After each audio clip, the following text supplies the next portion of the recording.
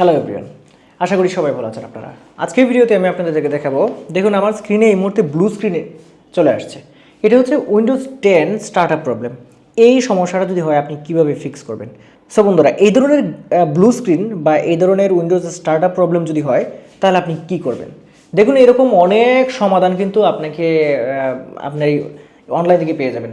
এই করেন, ওই করেন, রিসেট দেন, আসলে কোনো কিছুতেই কিছু হয় না। আমি দেখেছি যেটা, এই ব্লু স্ক্রিন এরর যদি একবার মারে তাহলে আপনার একমাত্র চিকিৎসা হচ্ছে আপনি উইন্ডোজ দিয়ে দেবেন, নতুন করে উইন্ডোজ সেট আপ করে দেবেন। যদি আপনার পিসির কোনো ধরনের প্রবলেম না হয়, মাদারবোর্ডে যদি কোনো প্রবলেম না হয়, তাহলে আপনার এটা ঠিক হয়ে যাবে। আর যদি আপনার মাদারবোর্ডে কোনো প্রবলেম হয়ে থাকে তাহলে কিন্তু এই ব্লু স্ক্রিন এরর কখনোই ঠিক হবে না।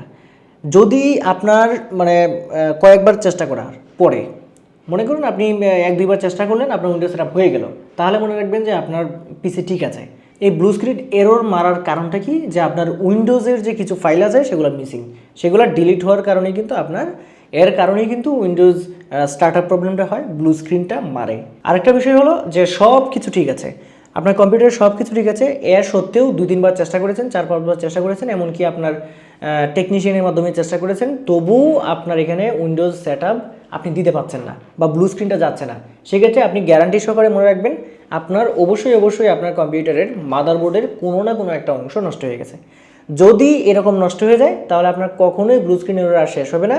তখন কী করতে হবে, আপনাকে অবশ্যই একজন ভালো টেকনিশিয়ান দেখাতে হবে।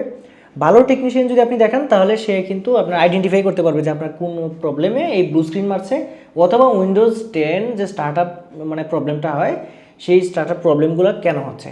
তখন কিন্তু আপনি সেটা আইডেন্টিফাই করতে পারবেন, এমনকি আপনি সেটা আপনার কম্পিউটারকে রিপেয়ারও করতে পারবেন। সো বন্ধুরা, আশা করছি আজকের এই ভিডিওটা আপনাদের ভালো লেগেছে এবং বিষয়টা বুঝতে পেরেছেন। যদি ভিডিও ভালো লাগে অবশ্যই ভিডিওটা লাইক করে দেবেন এবং শেয়ার করে দেবেন। আর হ্যাঁ, আপনি যদি আমার চ্যানেলে নতুন হয়ে থাকেন চ্যানেলটি অবশ্যই সাবস্ক্রাইব করে রাখবেন। আজকে ভিডিও পর্যন্তই, সবাই ভালো থাকবেন। আল্লাহ হাফেজ।